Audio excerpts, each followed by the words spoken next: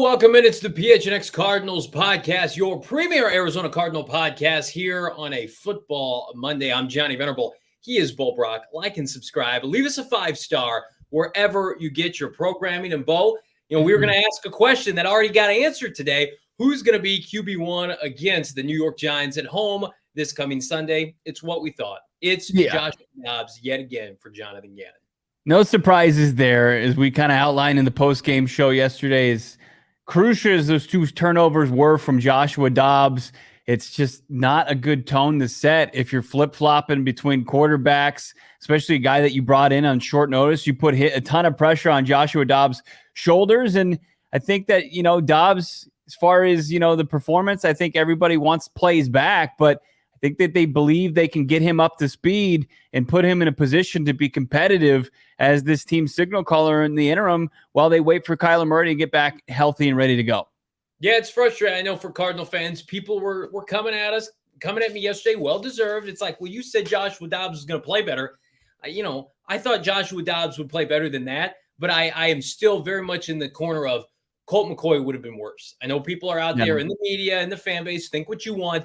Colt McCoy could not complete passes. He physically could not operate as a quarterback for this team. Like Joshua Dobbs, say what you want about him yesterday. Like physically, he's fine. He's got mobility, he's got a big arm. He's just got to get to a point where they can trust him and feel comfortable in this offense. And then, we'll talk about Clayton Tune. I'm sure that's a different category. So I think, it's, of course, you would rather, and this was never my argument, Bo, you would rather have the experience of Colt McCoy over Josh Dobbs or Clayton Tune. This is a physical game. This is a young man's game. And if you're going out there and you can't operate, it doesn't matter how great you think you're going to be. I mean, Peyton Manning's body fell apart at the end. He couldn't operate. So for me, it's like, of course, you want Josh Dobbs to be better than yesterday. He was bad. I'm not going to sit here and say he wasn't bad. But I also feel like, can we give him a little bit more time? This was a team that was projected, and this is what hurts the most. They were projected to lose by 7+ points. A lot of people thought they were going to get blown out. And they should have won that game. And it's because of Dobbs and Drew Petzing that they did. Yeah, I mean, people should be upset about a missed opportunity to win a football game. Absolutely. Yeah, absolutely. Putting things in perspective, though, as far as, how Joshua Dobbs had very little time to prepare coming into an offense, sure, he was familiar with, but a team and teammates that he's not. I think it's borderline irresponsible to say that Colt McCoy would have won that football game. I really do. I think why do you think that? Because you're playing to kind of a raucous crowd that wanted, everything's the grass is greener on the side of wherever you are of Joshua Dobbs, and I think that you're discounting how hard the quarterback position is in the NFL. I mean, it's absurdly hard. When you look at guys like Kirk Cousins, who cost the Vikings a game that they should have won in Tampa Bay, he made 2 crucial errors. And he's a guy that's played at a very high level at the quarterback position. Daniel Jones looked like absolute just trash water last night playing against the Dallas Cowboys. The other team gets paid to play we knew what the Washington Commanders were about. Their stout front seven. Jonathan Allen was the best interior defensive lineman in the NFL yesterday. He was. And, you can say that's an indictment on the Arizona Cardinals offensive line, but I think that, they had just a true task ahead of them in slowing down Allen and slowing down Daron Payne and slowing down Montez Sweat. And sometimes they weren't successful in doing so. And Joshua Dobbs playing with a wet football, playing in a system that he's not, the system he might be familiar with, but his teammates he's not. I mean, I think people are they're discounting it way too much. But then they're saying, hey, yeah, Colt McCoy, who didn't have any arm strength to spare, wasn't right physically as far as, what he was going to be able to get or lack thereof getting on the football, and say he's going to go out there and he's going to cut and dice up the Washington Commanders secondary. I think that's ignorant. They gave him every benefit of the doubt over this offseason. He got every opportunity. They wanted it to be Colt McCoy. Right, he didn't participate. They basically gave him a free pass through training camp and preseason. And then they went to Minnesota and he embarrassed himself. I mean, let's be honest. And I know that's being critical, but like he couldn't complete passes. He was throwing ducks out there. He has not been signed by another team. He hasn't been worked out by another team. He might be done physically for his NFL career. The same Minnesota Vikings team, by the way, that was horrific defensively last year that just got picked apart by Baker Mayfield. That's the one that Colt McCoy couldn't complete balls on. during a joint practice. I mean, like, Gannon is close with that staff in Minnesota, and they had a very specific thing, a way of how they wanted to run those joint practices. And it was evident like 2 days in, we can't function like this. So I'm sure Gannon is frustrated, but at the same time encouraged by the idea of like, well, if we're worth our salt as coaches and people to develop talent and players, we got to be able, it's an indictment on us if we can't get Josh Dobbs to play better than he did this weekend, because physically he has the capabilities, he has the tools. Whereas Colt McCoy, while he's got the moxie and experience, he just doesn't have the tools to compete anymore. Like, you were never going to get to a point where you're going to be competitive with Colt McCoy. Like, I do think, and people call me nuts after yesterday, I think, 5-6 weeks down the line, if Dobbs is still playing, like, he's going to get better. You can't convince me otherwise. They will be better than the product. I know it's not hard to say, than they showed yesterday. And Joshua Dobbs said post game, and he took responsibility. He said, that's on me as far as not being able to handle the snap and the fumble before that. He said that he expects to make a big jump. Now you can take that's from the player himself, and you have to appreciate the confidence, and hopefully he's got a kind of a realistic idea of what he has to do in order to get there. And Jonathan Gannon, was asked about the offense and its shortcomings, and he said, yesterday he wasn't able to completely pinpoint it because he didn't have all the video evidence to support it. But now he's basically said, look, offensively, and I'm paraphrasing, they put themselves in tough positions all day long, whether it's a penalty here or whether it was a negative play. The negative yardage plays is the one that he circled specifically, that they were putting themselves second and third and long, and you just couldn't run this offense, and you couldn't run it with a guy with the full playbook with Joshua Dobbs in there. And look, people calling for Tune as well. I mean, Tune's the other side of this. To the Colt McCoy truthers out there, is like, Tune is playing Rice last year. He wasn't playing the stout front seven of the Washington Commanders, and I just don't think anybody had any confidence that he was going to be able to go out there pre-snap and diagnose what he needed to in order to go play really solid football. And I think that they have a lot of confidence in Tune, hopefully down the road, but right now they needed a guy with some experience under his belt. Like, they didn't make a mistake cutting Colt McCoy when they did. They made him. I'm sorry. Let me rephrase that. They didn't make a mistake cutting Colt McCoy. They made a mistake cutting Colt McCoy when they did. Like, they should have been all in with Joshua Dobbs. In hindsight, is 2020. Last March, we talked about it on yesterday's postgame show.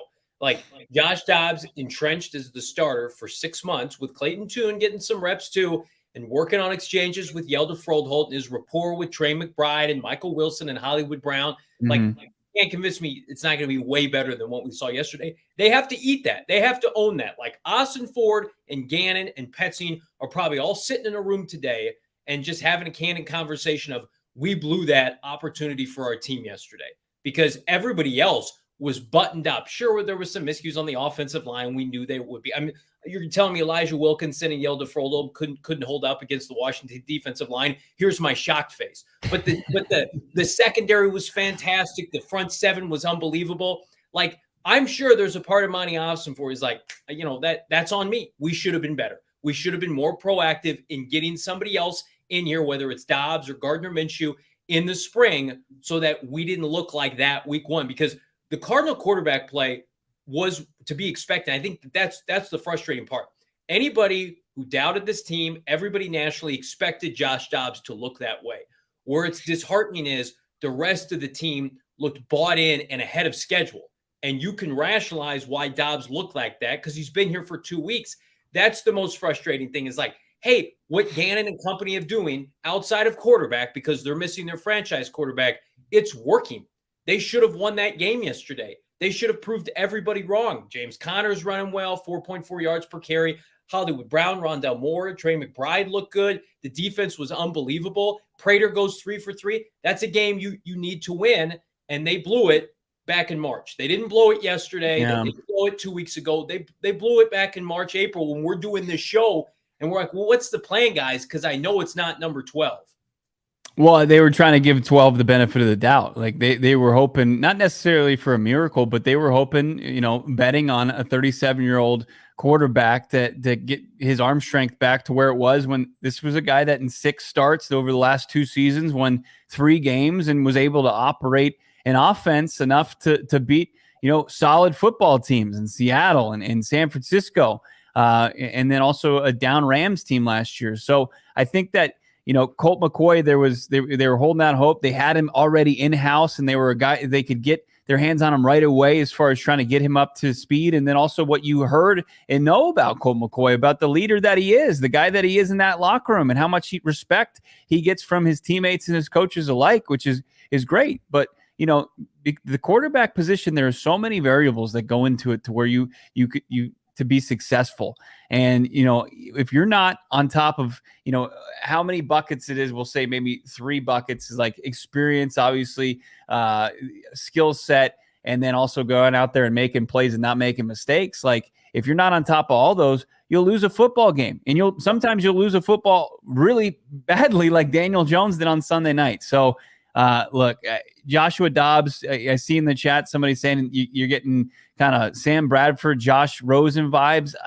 I think I'll push back on that. I don't necessarily agree with that. Like Sam Bradford had more kind of Colt McCoy vibes, where that's what it would have looked like. It would have looked like a guy who'd taken so many hits in his NFL career and didn't want to take any more because he knew that the next one could definitively knock him out and into retirement. And Sam Bradford played those 3 games scared. And I just don't think you didn't want to see Colt McCoy do that. And credit to this organization for not putting him in that position and pivoting to Dobbs, who now has, I'm not saying he has a ton of upside. Like once you see like the best version of Dobbs, like what is that? It's probably a backup caliber player. But what do we know about solid backups? Like Colt McCoy, when he was healthy, he can go out there and if he operates the offense and the entire playbook, or the playbook to its entirety, you can win a football game. Yeah, like they win yesterday. You don't even have to throw a touchdown pass. And, I see a lot today, with let's put blame on Dobbs. And I'm putting blame on a couple other people. We'll talk about it later during trending up, trending down. Josh Dobbs is making under $1 million, and he's been here for 2 weeks. What about his left tackle that's making $15 million, that's been in this league and been a part of this program since 2015? Was not good enough yesterday. Got beat in the 3rd and 4th quarter. I mean, like, if you're Zach Ertz and this is on Drew Petzing too, and Gannon called him a premier player, that's fine. But like, okay, you're going to play. Like, we need you to catch the balls that, hit your hands. Like, you dropped a pass on 3rd and 6 to extend a drive, and then additionally, you dropped a touchdown. Like, those are plays you have to make if you want to beat a team on the road with a backup quarterback.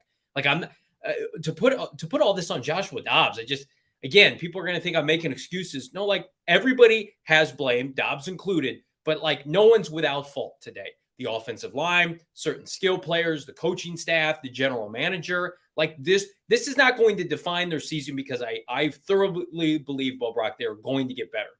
But if you wanted to kick off this rebuild, and I know some people are putting it out today, and that's fine. Like, celebrate a close loss, but it's a loss, and they need to keep losing. Like, that's just not going to be my style. Like, knowing Gannon and company, like, I get it. Everybody wants a high pick, Caleb Williams, Marvin Harrison Jr. That could come anyway. But like, winning games for this young group, knowing what success looks like and looking at the scoreboard and coming out victorious, that's huge for this franchise. Like, I don't want any part of a 1-16 season. I want this team to try to win as many games as they can with the roster they put together, so Michael Wilson and Paris Johnson Jr. and Zaven Collins can know what it's like to have success in the NFL. I'm never going to be the guy that, hey, they lost, and it's, last year was indifferent because it's a regime that everybody knew needed to go, and David Blau and people that wouldn't. Like, this is Jonathan Gannon, Monty Ossenford. This is it. This is the new regime. So being able to reward them for the work that they're putting in with a W, I think is more important than let's just lose a bunch of games to lose games. Yeah, no doubt about it. I mean, you have to. I mean, you've got the attention of the players in that locker room. You've got the attention of everybody in that building, and the more games you lose, regardless of how it helps your draft stock, it gives you the very real potential in a league that's based on results of losing people's attention and focus and buy-in. So they understand that. They're not just going to go out there and punt on the 2023 season. I look at this and we think about the Dobbs performance, and you look at the overall numbers, and obviously his inability to throw the ball downfield. He really didn't throw a lot of balls down past 10 passes. I mean, it wasn't Justin Fields bad where he had 3 of his 37 passes that went past 10 yards. It was a little bit better than that, but not much. But I think of like couple times where this offense was kind of rolling and they shot themselves in the foot, and it wasn't Dobbs, right? Sure, he had the 2 crucial turnovers, but I look at 4:03 left in the third quarter, and they have a couple really solid, rock solid runs on early downs. James Conner looks like he's getting in the rhythm, and then you're sitting there on second and like really short, and Trey McBride gets whistled for a false start. Your tight end gets popped for a false start. And it backs you up from 2nd and 5 to like 2nd and 15. And it completely just crushed the momentum of that drive. And they're sitting right there around midfield. That was crushing. And then, 4:45 left in the fourth quarter when this team is chasing points, right? And you've got a big 16-yard play, great play call by Petzing to Jeff Swaim, tight end, runs 16 yards downfield. You're in Washington territory at the 39, and Will Hernandez is too far downfield. It's a legal procedure. And it's like 2 of those, like that crushed you as well. And I think that's, one of those things where Jonathan Gannon talks about negative yardage plays. That's what he's talking about. That's why the 2 turnovers, look, it's undeniable. Those were soul crushing. They lost in the football game. But, to a lot of people's point in the chat, like it's a team game and they lost it as a team. Yeah, I would argue too, like that critical possession at the end of the third quarter when your run plays back to back go for negative yards, the second of which was a slow developing run play, and it's like 3rd and 16. It's like, I do not do a 7-step drop back with Joshua Dobbs. The only thing that's going to beat you and then got you beat was turning the ball over. Like at that point, you just almost have to concede like the drive and say, let's do a draw. Let's do just a quick handoff. And, fans are going to be frustrated, let it rip. But at the same time, it's like, no. What's working is the defensive mindset you've established in playing field position. So that to me, I mean, we can go back. I'm sure they're kicking themselves today, but where do you put just as far as breaking it down in percentages, right? Where does who deserves the most blame for this loss? I would say I would probably put the most blame of everybody on Monty Ossenfort today. I mean, and nobody else is going to have that opinion. That's fine. You cannot. I mean, I'm about to come out of this TV screen. I love Monty. Like, how dare you, Bossenfort? What have I said since March? I said he's got one big snafu on his resume, and in the grand scheme of things, it may not mean anything. You waited too long to replace Colt McCoy. You stuck your wagon to Colt McCoy, and this is what you get. And again, a lot of people are probably like, Johnny, what's going on? You can't be ripping Colt McCoy on a day like today. The hell I can't. I'm going to. Joshua Dobbs needed 6 months. It'd be different if we didn't know that they wanted Dobbs in March and April, but they did. And they're sweating over like $100,000 back then. They're nickel and diamond. It's like, no, you guys have like $20 million in cap space. Get him in here. Bring him in the facility. Get him comfortable. Get him to know his teammates. You had to rip the Band-Aid off in Minnesota, and you left yourself susceptible to this criticism. The minute they traded for Dobbs and cut Colt McCoy, anybody with a brain, especially this podcast and everybody watching, knew they were going to start Dobbs. So it's like, okay, you're leaving yourself with criticism here that if he doesn't play well, it's on you. I'm not putting it on Dobbs. And I didn't love what Petzing did with a lot of those calls in the second half yesterday. But that's Ossenfort's fault. Like, I would imagine if you asked Ossenfort, like, go throw the football around with Colt McCoy in the spring and rethink this decision. He's calling USFL games. You wasted too much time. You didn't waste time with Gannon and the culture and the front seven, which was fantastic. You didn't waste time with Michael Wilson. You blew 6 months of critical offseason development with a guy that needed to get you to Kyler Murray, and it blew up in your face yesterday. That's it. You can't convince me otherwise. I won't let you slander my sweet baby Monty Ossenfort. How dare you? He makes mistakes. It's the most glaring mistake. And sure, like, I made a mistake. Dennis Gardeck's great. Give him an extension. Yeah, big time. I actually want to give you the floor later in the show to really give a heartfelt apology that he deserves. Print it out. But look, I can throw Monty on there as far as the blame goes, pretty far down here, right? I mean, I think as far as the team being in the position to win that football game on the road, That's a big credit to Monty Ossenfort. The guys that he went out and he identified that are going to fit. The most important position. You don't have Kyler Murray. Figure it out. Do something.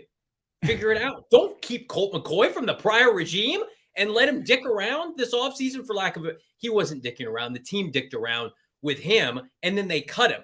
Like, you blew that. You screwed that up. Let's take a look at what Josh, I think Josh, he's breaking it down. Is you're throwing a ton of blame on the shoulders of Monty Ossenfort. Josh Burleson saying 10% dumb penalties. Yeah, you're right there, Damon. 10% dumb penalties, 20% Monty, 25% Dobbs, 10% offensive line failing in the second half, 10% we have no depth at CB and getting burnt. I don't know if I agree with that. And 15% D-line inconsistent leading to a TD, 10% bad play calls situationally. Not bad. I don't think Josh is far off. I think it's more. I would rank it as Dobbs, Petzing. Why do you make that face? Or Josh Dobbs that was making TikToks 10 days ago didn't. Hey, I guess it's a snap from under center, my man. It's a snap from under center, and he fumbles it deep in their own territory, and it sets up turning it in from a 1-point game to a 4-point game. I mean, that was it. That was the end. You got to take execution and accountability. It falls on the shoulders of the quarterback. It wasn't like, hey, I don't have that much time with my teammates. It's a snap from under center. It's the easiest thing to do in NFL history. It wasn't great. He wasn't good yesterday, but you are a product of your leadership. You are a product of the people who put you in a position to do the job. And if I screw up, if Dobbs screws up, whomever, you got to somebody else has to take fault for that. You think Dobbs, just like your argument with Clayton Tune playing Rice last year in Panera Bread or whatever, like he wasn't ready. That's a bad position to put Clayton Tune in. So now Dobbs is here for 2 weeks. That's a good position to be in. He's an easy target today. I get that. Like, come on, guys. Joshua Dobbs needed to be here and go through a regimented program with this team over the offseason to be ready to play a really good defense and a really good defensive head. That defense has made Dak Prescott look terrible. It's made Jalen Hurts look bad. Joshua Dobbs isn't throwing for 300 yards and 3 touchdowns.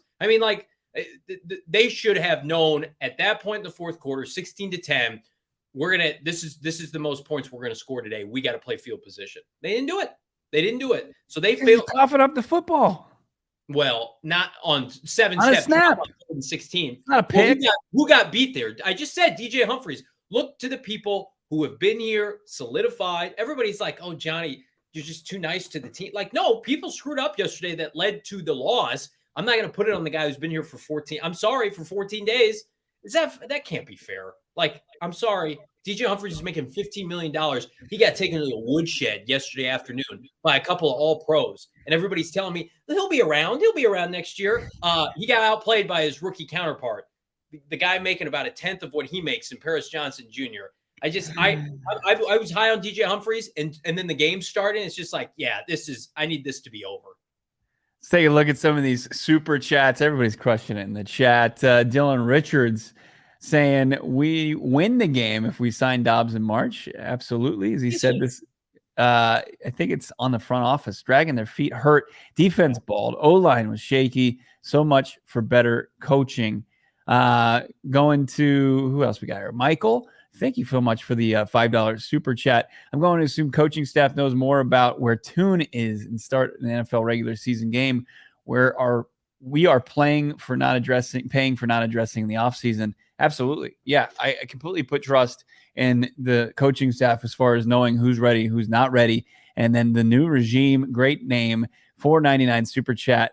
Is this the ceiling of Petzing's play calling, or is the play calling lack of trust in Dobbs' ability, or just familiarity, or just, rapport with, or lack of rapport with his teammates? I think that's probably, he really scaled it back. I really got the feeling that he scaled it back. And because of the negative plays that were made in early down situations, like what we saw in the preseason, which was a very vanilla playbook for Drew Petzing, he made damn sure that they, in late downs, were in third and manageable. Like, he did whatever it takes. And I think that's what one of his calling cards is going to be. And they couldn't operate. They couldn't function like that on Sunday. Yeah. And I see people in the chat, Cards Universe, I disagree with you disagreeing. won't help in accuracy and fumbles. Like it would help with the center exchange. Maybe DJ Humphrey still gets beat, but like maybe they're not in that position if they have a little bit more of a robust playbook if he's been here for 5 or 6 months. What was the stat we got yesterday from Howard Balzer or somebody else basically saying like 90% of the targets went to like tight ends and backs? Like, not that much. It was just over half. It was 17 of 30.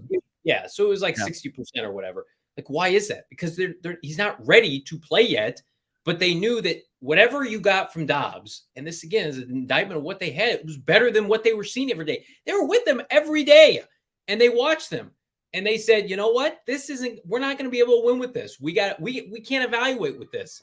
So I think it's going to get better. I think it's going to take weeks upon weeks, and who knows, by the time it crescendos, Kyler Murray could be back. But I mean, like, you're thinking about what could make a difference yesterday. And if your initial thought is not the guy who's been here cram session for 10 to 14 days is going to carry us against Ron Rivera and a bunch of first round defensive linemen, like, I can't help you. That's a very difficult thing to wrap my arms around. You needed to have your offensive line play the best game that they've played thus far as a unit, which is 1 of 1. I get that. And then like you needed James Conner to have more than 10 carries entering the fourth quarter. Like that, and that's on Drew Petzing. Like, why is I love Keontae Ingram. I think, he's got a role in this team. Why is he in the game? Like, at all? Like, James Conner is breaking tackles, 4.4 yards per carry. I get it. You want James Conner to make it throughout the season. There's blood in the water. You have a chance to upset Washington. You need to get James Conner needed to have 25 carries by the time that game ended. Well, like what I was pointing to, in 4 minutes left in the third quarter, and James Conner, they were leaning on 6. He had 2 first down runs and a good first down run to get 5 yards, and they're rolling close to midfield, and you have Trey McBride false start and knock you back 10 yards, and that also plays a role as well. I mean, that's not on Drew Petzing's shoulders right there. I mean, as far as your tight end jumping way early in the quarterback cadence. They were losing by that point, though. I'm talking about it's 16-10, and you're not giving. It's a 1-point game, though. But you're asking Dobbs in a rainstorm in the fourth quarter to go down and get you points when you can't score touchdowns at that point. Like 10 carries for a guy who's averaging 4.4 yards per carry. It might have been higher than that at that point in the third quarter. Again, like I would imagine they would like a redo on that. I would venture to say, yes, we would like to do that again. And it also speaks to the idea, like, if you don't trust Keontae Ingram right now, and I don't want to give the guy too much grief because he wasn't put in, positions to be successful. Like, go get another back, get somebody else that can help out James Conner. You want to be a run dominant team, which they showed signs of in the preseason and yesterday. Commit to the run, help Josh Dobbs out, give him a clean pocket. Man, it was so predictable. When it's 3rd and long, you let them pin their ears back and change the game, and everybody wants to blame a guy who's been here for 2 weeks. I can't get on board with that. Like, Petzing will be better, Dobbs will be better, Ossenford will be better. But right now it's one of those things where like there's people to blame, and I'm not putting it on the quarterback right now. I blame you. Okay. I blame you for all the things that you said before this week 1. You told me Joshua Dobbs was a franchise quarterback. Extend him. I'm sorry, guys. How come he didn't look like Tua yesterday, Johnny? How come he's not just throwing balls over the defense and just throwing for 3 or 4 touchdowns in a dub? How dare you? I'm sorry. I hope too many people didn't wager on Josh Dobbs overs. Headline, career backup looks like backup. That's right.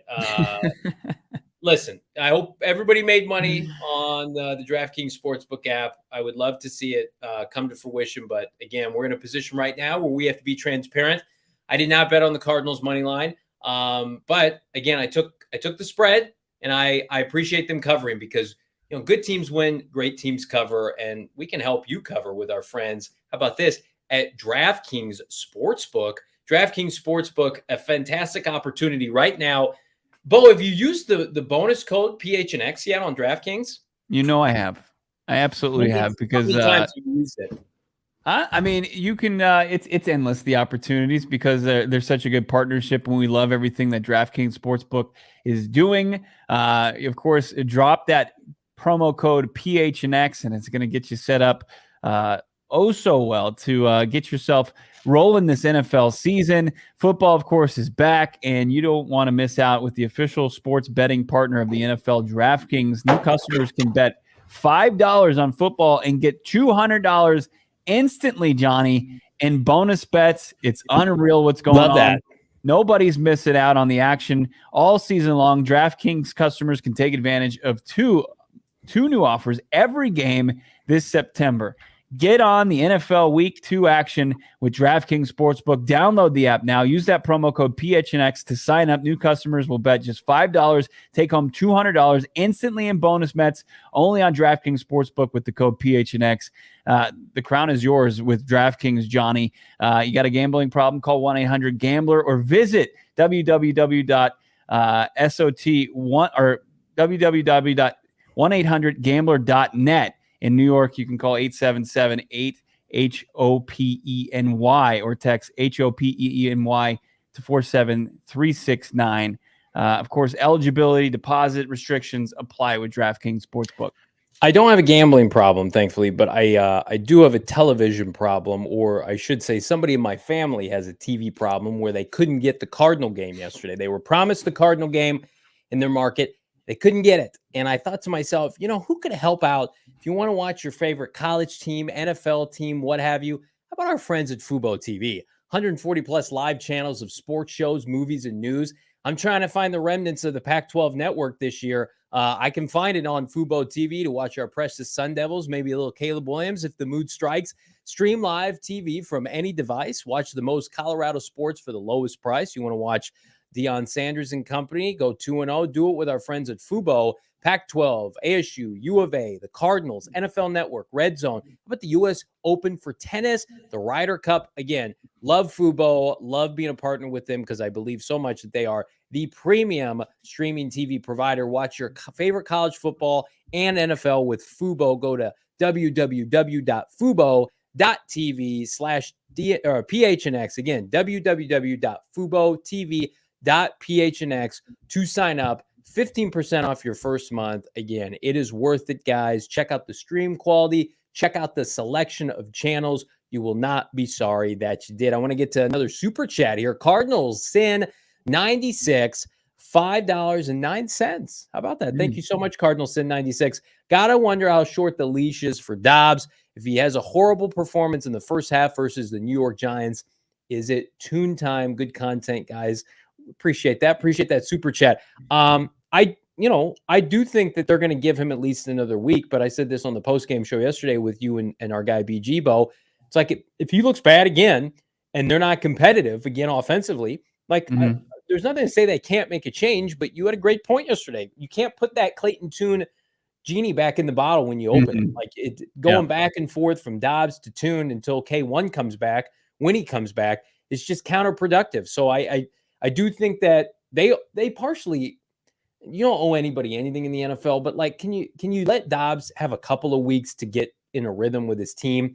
Do you want Hollywood Brown and Michael Wilson and company to go from Colt McCoy to Clayton Tune with David Blau, and here's Josh Dobbs and going back to Clayton Tune? It's how about a little consistency, fellas? Yeah, you need some continuity at the position, and I think that they're going to try to establish that. I don't get any sense of urgency to pull Joshua Dobbs out of there. I mean, just listening to the post game and then talking to Jonathan Gannon today, it seems like they have confidence that he's going to turn it around. He's going to pick up the system and be the guy that they thought they traded for, and a guy that they tried to woo to this organization back in March unsuccessfully. I think that they have confidence in Dobbs. Now, Jonathan Gannon speaking today, obviously he understands it's not all sunshines and rainbows, that he's not out there and that offense didn't look like the greatest show on turf, or, the Cardinals with Kurt Warner at quarterback and 3,000-yard receivers. But this is what Gannon wants to see from Dobbs in the offense. Yeah, I don't think it's just Josh. I think it's all of our guys operating a little bit better. The thing that when I talked to you guys after the game that I didn't realize, I kind of realized it, but I didn't have the concrete data, was the negative yardage plays, and that kind of set us back on some things. And you're playing a game in 3rd and long all day. It's tough, that's a good defense, and they execute well, and they give you a lot of different things. So I think to help ourselves out, we got to eliminate some of the negative yardage plays. Obviously, the 2 turnovers, you don't want to turn the ball over.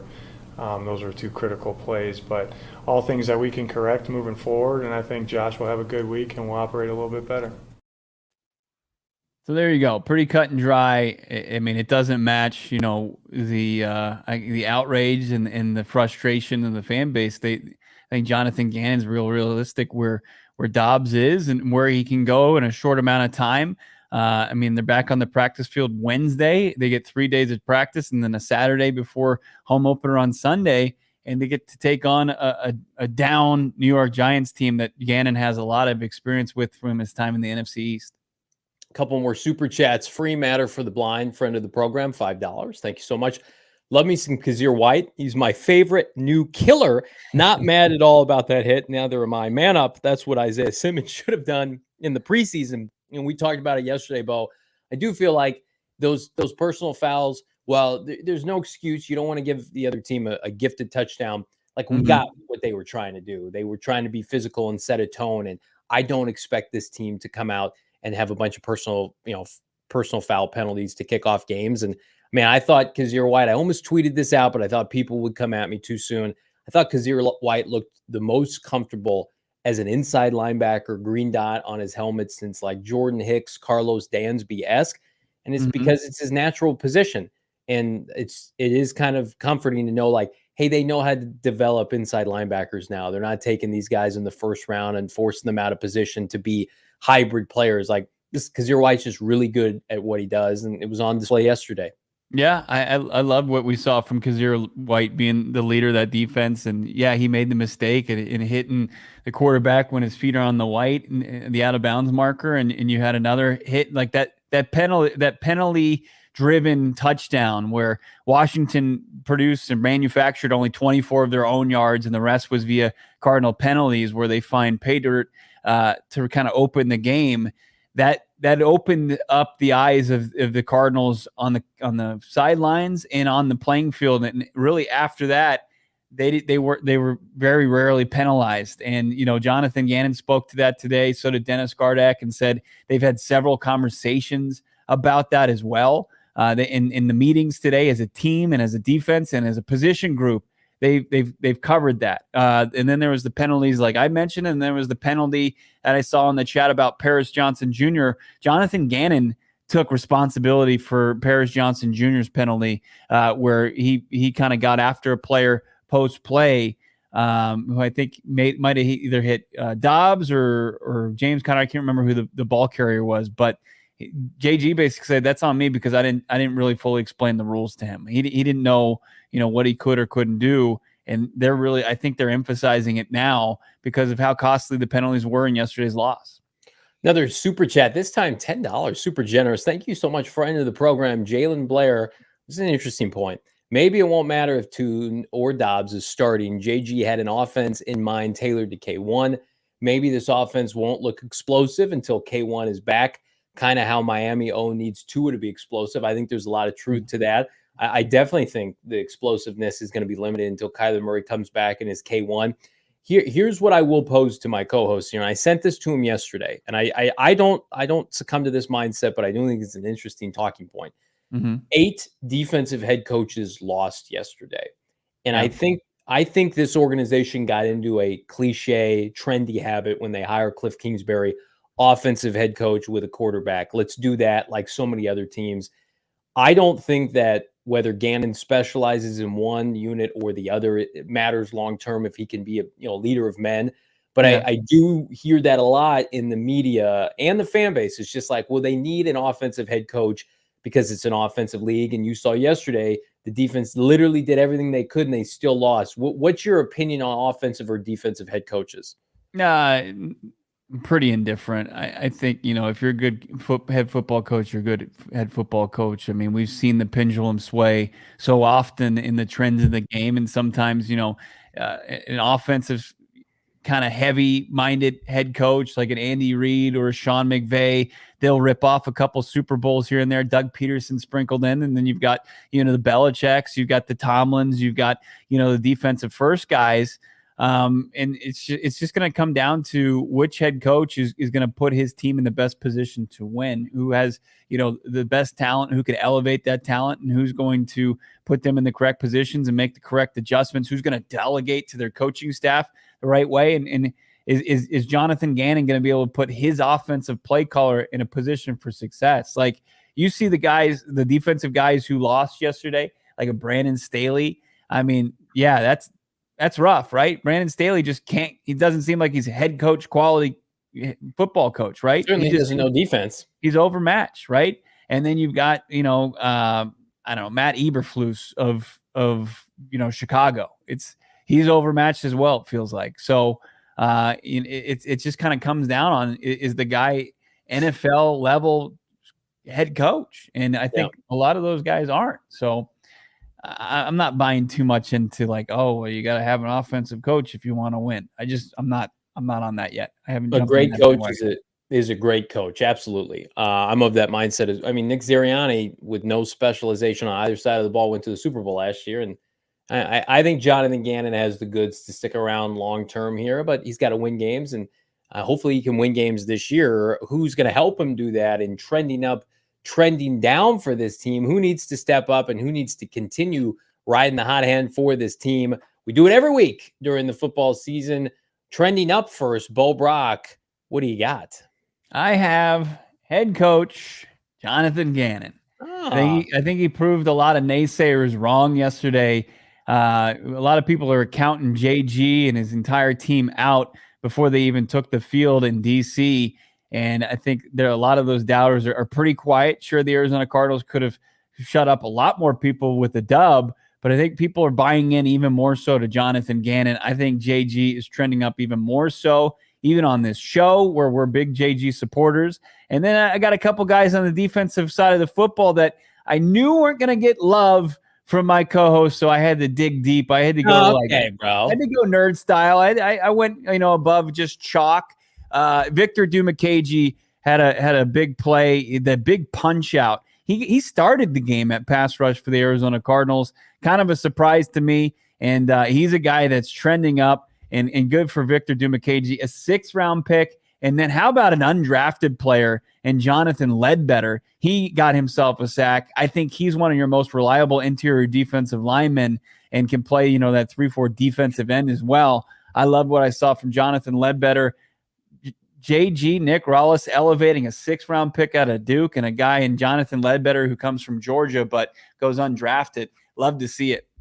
I like all those picks. Listen, I recognize what we had at stake yesterday with the defensive line and how they outperformed everybody's expectation. Yeah, but you're going to have like Dennis Gardeck, we knew he's going to be on there, and you're going to have jackass. Don't spoiler alert my trending up for the people. They've been waiting all day for this. Ledbetter to me.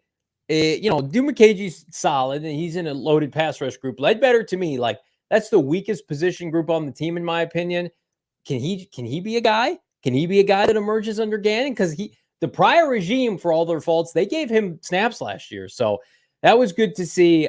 Here's what I like. And of course, Bo just spoiled it. How dare you? Trending up for Johnny Venerable here. It's Dennis Gardeck. I feel like I had to do this, Bo, in part because I talked so much grief about Dennis Gardeck. I said, why is he on the roster? What's going on? I had a lot of aces this offseason. This was not one of them. Kudos to Dennis, number 45. He couldn't rush the quarterback under Vance Joseph, and yet he continued to start games. And yesterday, in 28 snaps, he had 2 sacks, game-changing strip sack, or what we thought. Kudos to Dennis. If Gannon likes him, I like him. That was a tremendous performance. He's spinning off of their tackle. And then he meets with the media and he's super likable. I get it. To me, it's like you got to earn it, and you got to earn it with your play. And Dennis has had so many opportunities, and he just seems like a perfect fit as a rotational player under Gannon. So kudos to Dennis. Give him all the flowers. I was wrong. I'll take the L there. I was not wrong about this. Kayvon Wallace is better than Isaiah Simmons right now. He's a better football player. Number 22, 4th rounder out of Clemson. The Cardinals legitimately got gifted a gift from the football gods. This is a guy I think that's going to stick in the secondary long-term as the 3rd complement safety to Budda Baker and Jalen Thompson. How about his open field tackles yesterday? I know everybody wants to talk about pass breakups and close on the ball. He had open field tackles that prevented first downs on 3rd down. critical player in the secondary. Love the visor. The aesthetic of Kayvon Wallace is elite. I'm so glad he's on the team. And then Trey McBride, like 2 catches, 2 targets, looked explosive. He needs more targets. Like point blank, I thought he was more explosive and more reliable than Zach Ertz yesterday. He's what, 22 years old? Like, what are we doing, Drew, pet team? We got 10 targets for Zach Ertz. I'm not about that. Trey McBride, take the training wheels off. If you're so dead set on going after the tight end in this offense with Josh Dobbs, number 85 needs to be the focal point. It's a young man's league. Let's go. What are you waiting for? It's really interesting that you have Trey McBride on your trending up, because when I look at my trending down, I've got Trey McBride. Oh my God, egregious. Yeah. No, it's not egregious. They played Zach Ertz, who's coming off knee surgery from November, over Trey McBride. Like, they clearly favor Ertz over McBride. They played a lot. They both played a lot. No, Trey McBride played 23 snaps yesterday. That's it. I mean, that's not a whole lot of snaps for a guy that, you and I both had high expectations for going into his second season. Yeah, Trey McBride played 37% of the snaps, 23, while Zach Ertz, coming off knee surgery and not playing in the preseason and coming off PUP a month ago, played 48 snaps. That's 77%. And then Jeff Swaim, he nearly outsnapped Trey McBride. He had 18 snaps, which was right around 29%. Something's up. And I don't know if it's because McBride had his own process throughout the preseason and training camp. Maybe he's still dealing with some things and not 100% healthy, but he can't beat out or at least get the same amount of snaps as Zach Ertz coming off his injury and his age. I don't know. That's why I've got him trending down. I certainly don't have him trended up. I mean, I saw the 2 plays he made and I was encouraged by it. So why aren't they giving him more opportunity? I don't think you can have a Cardinals trending down list today on Monday without Joshua Dobbs. I can't go. I think that would be a huge omission. I feel like that's rude. I feel like you're being rude. I just think that you have to have it. I mean, the guy came in and he cost the Cardinals the game with the 2 turnovers. Just going to trend him down. I hope that he's trending up, but at the right time when the Cardinals open up their home slate on Sunday. And then Elijah Wilkinson, a guy who outright won the left guard job, had the roughest day of any of the Arizona Cardinals offensive line on Sunday. So he's trending down. I thought Trey looked good yesterday when he was targeted. You want to make a bigger case that's an agenda. I think Gannon likes Zach Ertz from their time in Philadelphia. And I think like Zach Ertz has accomplished more. Zach Ertz to me looked like a player yesterday that just should not get 10 targets. So if your argument is, and he's getting targets over McBride, and that's an indictment of McBride, I can get on board with that. But when McBride was targeted, he's got more explosiveness, and Michael Wilson had that nice block to spring him. Let's just not forget about Trey. It needs to be Trey's day here. Why is the coaching staff? I don't know. It's a good question. And again, he was at times a little lackluster in training camp and didn't participate. So if I'm going to knock Colt McCoy for not participating, I'll knock Trey McBride. I just, you had a great stat, just under 30 snaps. It felt like he was on the field more than that yesterday, and they ran a lot of 2 tight end. But man, 10 targets for Ertz is not it. Here's my trending down right now. Again, it's one of those things as we look at my squad here.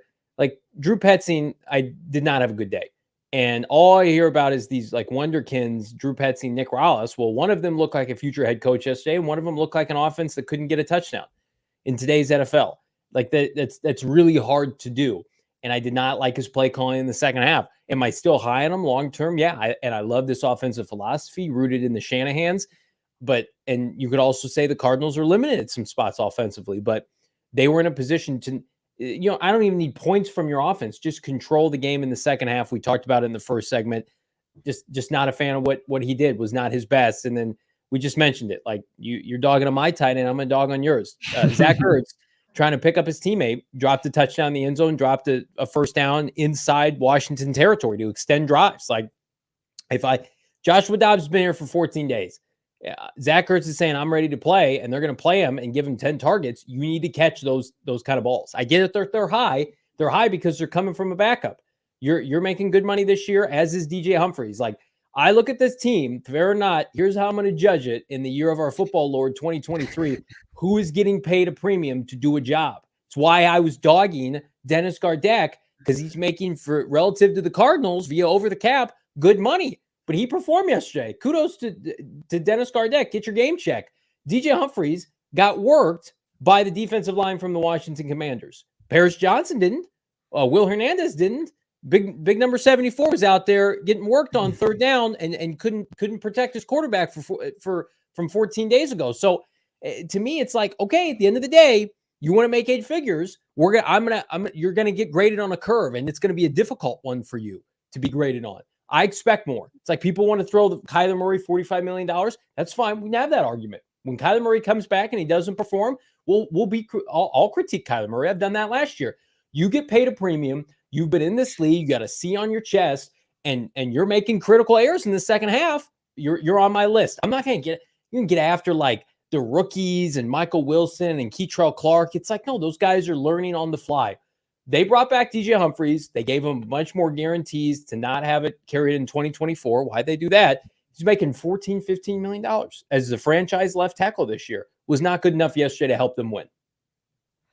Self-serving media say you can't include Petzing as quarterback couldn't have learned the full playbook. You know, I wanted to put this on the trending up, and I think Nick Rollis deserves to be on that. But his defensive front, just the rotations, and it was a true absolute rotation from their defensive linemen to their pass rushers. I mean, you saw just a deep group go out there where it's Gardeck, it's Dumakaji, it's Zayman Collins, it's Jesse Luketa, it's BJ Ujulari, it's Cameron Thomas, and then on the different, it's Ledbetter, it's Kevin Strong, it's Carlos Watkins, it's all those guys, and they're being as disruptive as possible because they're fresh, they're versatile.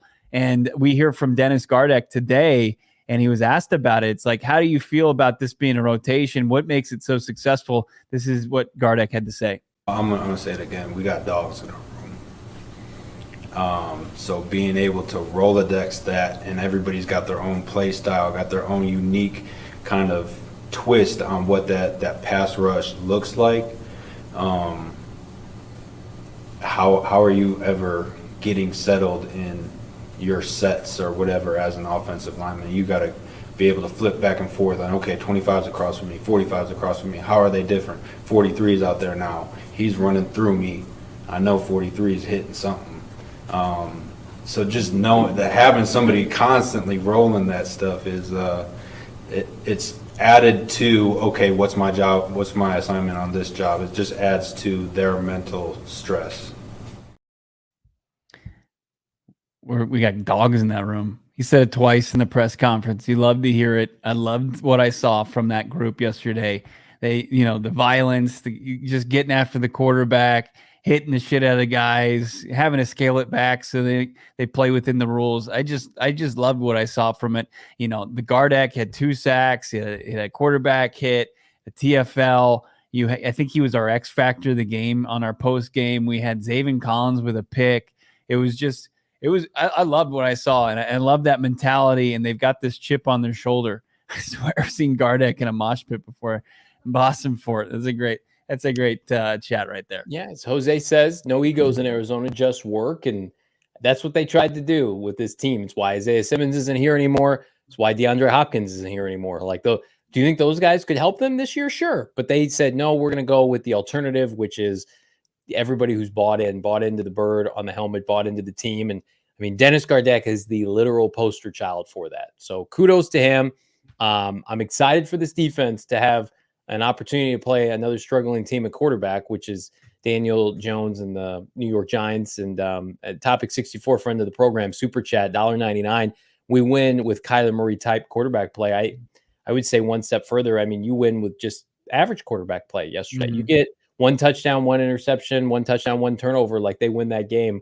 And so I'm never going to say don't be frustrated with Josh Dobbs. Don't be frustrated with the ineptitude.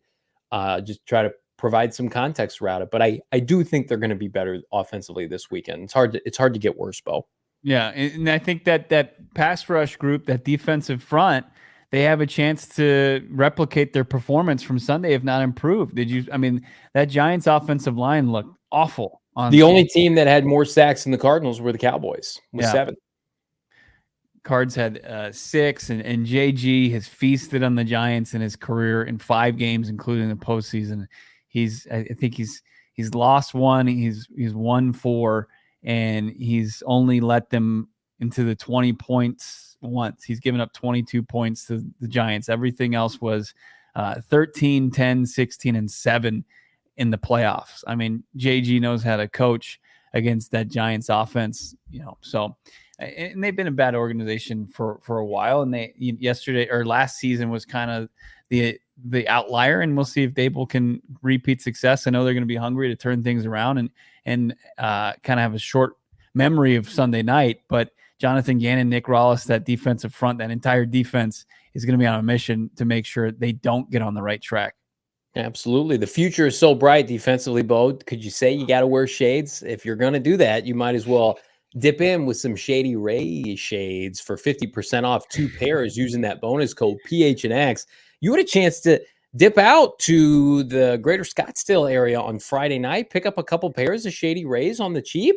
That's right. I got 2 pairs of Shady Rays. I told the guy in person, I just said promo code PHNX, and he said, "You're a weirdo. Get out of my face." Did you yell at him? We had a good conversation, and then I said it like a weird robot. But he was nice enough, gave me my 50% off 2 or more pairs of sunglasses at Shady Rays, that Carolyn Commons location. It's nice. You can see their entire product line there. You can also find it online if you don't live near Scottsdale, you're elsewhere in the valley, or you just want to just order it online. Go to shadyrays.com, use that promo code PHNX, and find out why 250,000 people are rating it 5 stars. Shady Rays, promo code PHNX. Excited about Shady Rays, excited, equally excited, I should say, to talk to you guys about Wink. Wink right now, sister product of Countdown, and it is a seltzer with just a wink of THC. See what I did there? How high are you going to get with Wink? Well, just a wink that you're going to enjoy not only during the summer, but into this fall, as it remains triple digits here in Arizona. It's one of the hottest summers on record. Why don't you enjoy the perfect balance of THC and CBD? They call it the golden ratio. We're super excited. Wink's made in-house, no fluff, no garbage, 0 calories, sugar, or alcohol. It tastes just like your refreshing flavored seltzers. I sure as heck could use one today. Available in either 2.5 milligrams or 5 milligram cans. You can find Wink right here in Arizona. Look for Wink at all Sunday Good dispensaries in the Valley, Botanical Dispensary down in Tucson. And now there are other 12 states nationwide that are going to be launching it, and you can have it delivered right to your home online. The fastest way to get your hands on it, go to drinkwink.com. I want to get my hands on some numbers, Bo Brack, pertaining to what I think is going to be a budding superstar for the Arizona Cardinals. This was on Twitter today via Paris Johnson Jr.'s afternoon. I know we talked about, the offensive line wasn't great. I think Paris had roughly the 55, 54 PFF grade. But in terms of him as a pass protector, he had 38 pass blocking snaps yesterday en route to 0 sacks, 0 pressures, 0 hurries. This was from PFF and NFL Rookie Watch. What'd you make of the big man yesterday? Because I see these numbers and I'm like, do I need to go back and rewatch the tape? I thought he was solid, but supposedly on pass blocking downs, he was borderline dominant again. Yeah, he looked good as far as pass blocking goes, and I think that was probably because the Washington defense was gearing up to slow down the run. I mean, they just knew that if they could keep James Conner in that run game at bay, that they had a good chance of getting the Arizona Cardinals, offense off the field. And it was weird to see, probably because they were stacking the box a little bit. You saw Paris Johnson and the rest of the offensive line struggle in run blocking. It's usually, especially on his side of the offensive line, and one of his strengths was at Ohio State was run blocking. And you saw him, if you buy into or you want to take anything away from the Pro Football Focus grades, struggled mightily in run blocking, and so did the entire group. So it's great to see. Like I think that's a solid start. I mean, it could have been better, but it wasn't. I mean, if that's the worst we're going to get from Paris Johnson, I'm sure at some point he'll give up a sack here and there. But you have to like what you got from the 6th overall pick. I'm not going to be one of those guys and say, oh, well, look at what the kid from from Georgia did, 10th overall pick, that had the character red flags, Jalen Carter. It's just like the guy was off the board, and getting a premium position in the best tackle in the draft, and him in his debut, putting up what he did, 38 snaps or 38 opportunities, and he didn't give up any pressures or sacks. You'll take that. I mean, to me, it's a passing league. So if I'm going to pick one of two facets for him to be elite at, and I think he's going to be a good run blocker over time, I would rather him be an elite pass protector. Like guys in the NFL, like McGlinchey's of the world from San Francisco, they bounce around teams. They specialize as run blockers, and they're terrible in pass protection. That's why he's on the Denver Broncos now. Mike McGlinchey out of Notre Dame. Here's what I will say. I think Paris is going to get stronger and more physical, because he's 20, 21 years old. Give him an offseason full with Cardinal strength and conditioning coach. They didn't get their hands on him until May, June, July this summer now. So I think, you're going to be asked to move around Deron Payne and Montez Sweat and company, and Jonathan Allen. That's very difficult for a 21-year-old to do. But I think and I posted this on Twitter today, I think his technique is already really strong. And that's what matters at the end of the day. Like, Levi Brown was a strong dude for the Arizona Cardinals. Came out of Penn State, was there 4 years. His technique was terrible, and it never got better. Josh Jones was the same thing coming out of Houston. Like he had the size, he had the physicality. In college, he could just kind of impose his will. But if you don't have that technique, if you don't have your sound mechanics, at the NFL level, they'll find where they can kind of get around you. And Barris Johnson Jr. hasn't shown that yet. It's a solid foundation. Absolutely. I was really impressed with Paris. I mean, if Paris has games like that and he just improves every week, like it's a franchise left tackle, I think, in 2024, franchise tackle if they keep him at right tackle. The rest of the rookie class, I thought solid. Keitrell Clark played the entire game, which is great. He solidified himself as a focal point in the secondary. Didn't give up any big plays. I thought that secondary in general yesterday, I know we're talking about the rookies, it's one of the best games I've seen defensive backs play for this team since the no-fly zone circa 2015. I mean, they were outside of Marco Wilson's long penalty. They were fantastic. So, Keitrell Clark, Michael Wilson had the catch. I mean, the rookie class, I thought, held their own yesterday against Washington. They did. No, I mean, it was encouraging, and it was exactly what the coaching staff said. Like, if they're going to be on the roster, they're going to get playing time. We expect them to contribute, and they did. I think you liked what you saw from Michael Wilson in the run game. As far as blocking downfield, only 2 targets. Then they have a whole lot of opportunities in the pass game. So, look for Michael Wilson to maybe get going in week 2 against the Giants. What does Robert want to come through the screen about to me about?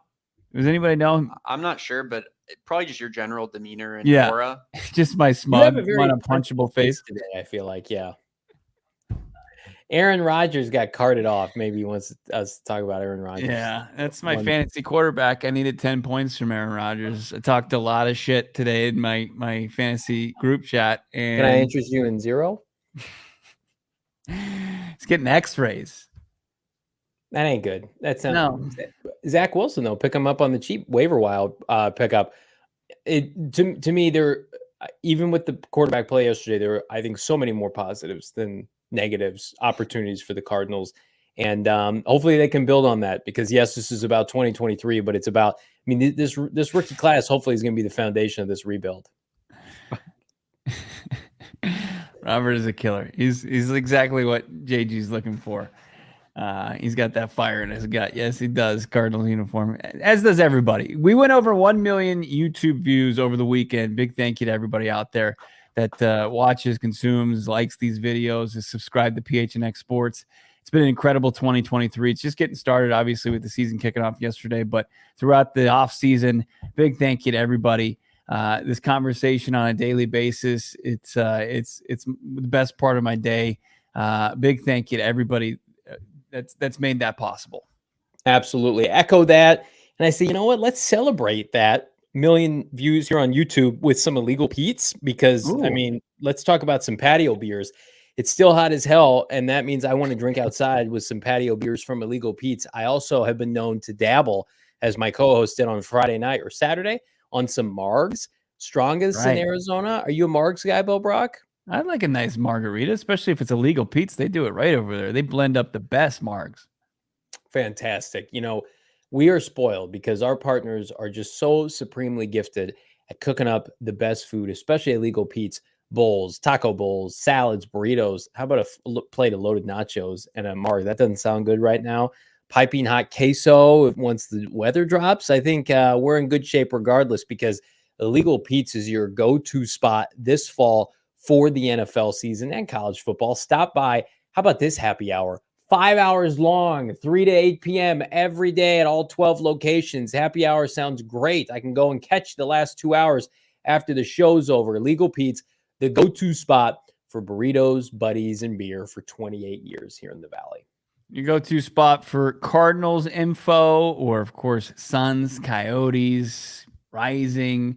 I mean, the full Arizona sports slate. You can find it. Go PHNX.com. Become a diehard today. We're being a diehard. Got you a pair of tickets to the home opener yesterday at our watch party. You could be next.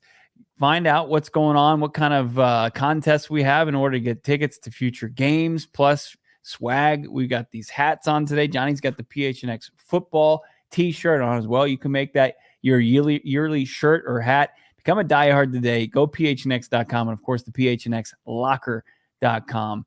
As my fantasy football team is in shambles. Aaron Rodgers is done for the night, as according to Ian Rappaport. He went in. He's in a walking boot. And he can't take snaps in a walking boot. You might as well walk your ass over to Waffle House right now, my friend. Get your walking boot on. Head on over to Waffle House for 24 hours. Wrong league. I had Lamar Jackson in that league. How'd that work out yesterday? Lamar didn't do a whole lot. Are you gonna win your PHNX fantasy football matchup for week 1? I don't think so. Yeah, I took the L as well. So the football bros on the network here. Damon, are you going to keep us alive with a win? I am. So I had a 99% chance to lose, but the Tua Tyreek combo yesterday rode me to victory last minute. Unbelievable. They rode you to victory, or did you ride them to victory? I guess I rode them to victory. And Jesse's Waffle House wagon, 0-1. Yeah, Jesse squad. Listen, there have been better squads than Jesse's squad. That's for sure. I lost to Shane Diefenbach. Well, he's not even. My condolences. No, where he is. Dow scored 40 points from my defense, which I still lost. That's pretty depressing. You guys are the best. Somebody asked, Tank Tuesday tomorrow. We will have our tanks on. We took a week break off. We're ready to unleash the guns tomorrow on this show. Join us. We're your tank. Let us know at PHNX_Cardinals on Twitter. We believe you, even if you say that you've got a tank on. Send us a picture. Tag us at PHNX Cardinals on Twitter. Thanks to everybody who came out to BetMGM yesterday. Kickoff cards coverage this fall. We are back on a Tuesday. Can the Cardinals build some momentum ahead of the New York Giants? The home opener. Everybody loves a home game, right? Like and subscribe. Leave us a 5-star. For Bo Brack, I'm Johnny Venerable. We'll see you on Tuesday.